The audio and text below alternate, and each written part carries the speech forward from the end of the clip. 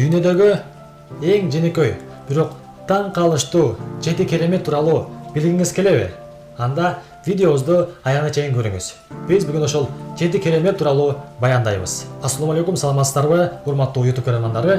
Сиздер Белеге ТВ каналындасыздар. Мен Расулжан уулу Бакберген. Анда эмесе бүгүнкү видеобузду баштадык.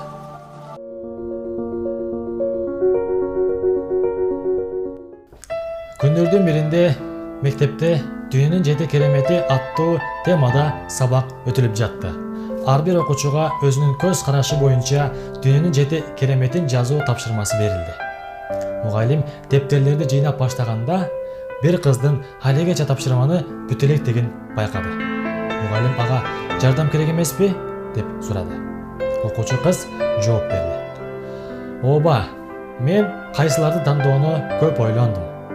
Ааламда ушунчалык көптөгөн кереметтер бар. Ошондо мугалим ал кайсы кереметтерди тандаганын окуп берүү сунушун айтты. Кыз бир канча убакыт олку-солку болуп, акыры окууну чечти. Мен үчүн дүйнөнүн 7 керемети төмөнкүчө. Көрүү, угуу, кыймылдоо, кармоо, сезүү, күлүү жана сүйүү. Класста тынчтык орноду. Көрдүңүздөрбү туугандар?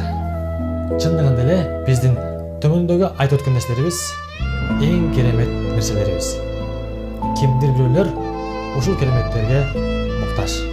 А бирок биз бул кереметтердин тилекке каршы кадыр баркына жете албайбыз.